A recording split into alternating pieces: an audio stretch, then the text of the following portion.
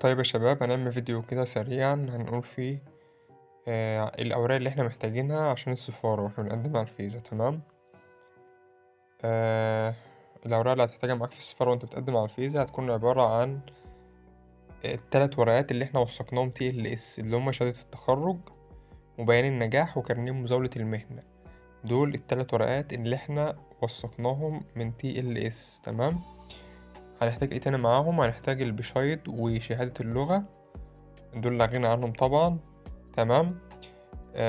انا مقسمهم كده بحيث ان هو ايه يبقى كل مجموعة اوراق لوحدها، بحيث التلات ورقات الاولانيين دول اللي احنا طلعناهم في الاول كانوا معانا اصلا من بدري واحنا وثقناهم TLS.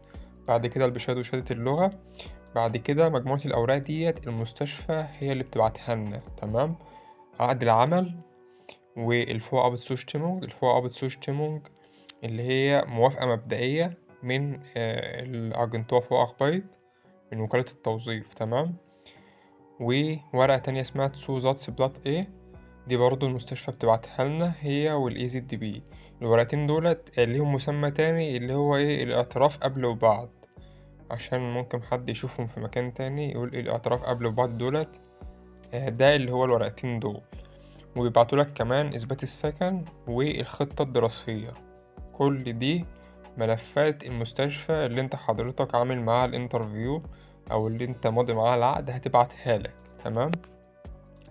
الأوراق التانية اللي انت بتجهزها زيادة بيكون عبارة عن تأمين السفر. تأمين السفر ده تأمين بتحتاجه عشان يغطي مدة السفر بتاعتك وانت هناك.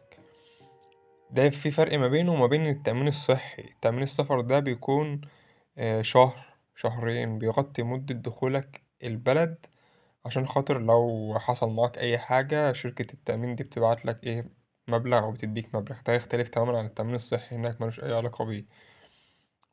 بتعمله من مواقع زي مافيزيتا تقريبا أو مافيزيتا، معرفش اسمه ايه بالظبط. تمام. وبنجهز كمان خطاب تحفيز من ChatGPT.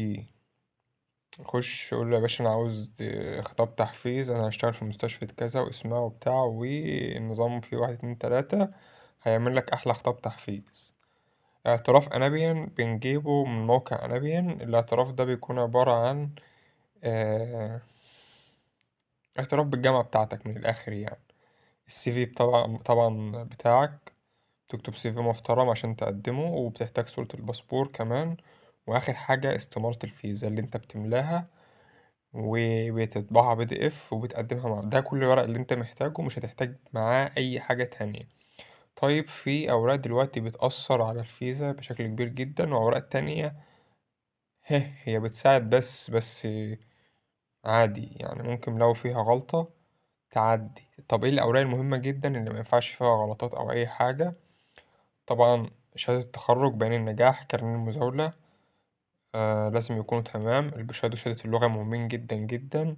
العقد والفوابت مهمين جدا جدا جدا.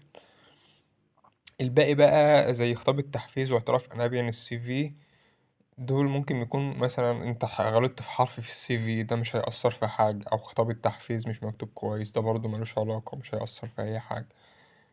صورة الباسبور مهمة طبعا جدا، واستمارة الفيزا مهمة جدا برضه. وبالتوفيق إن شاء الله.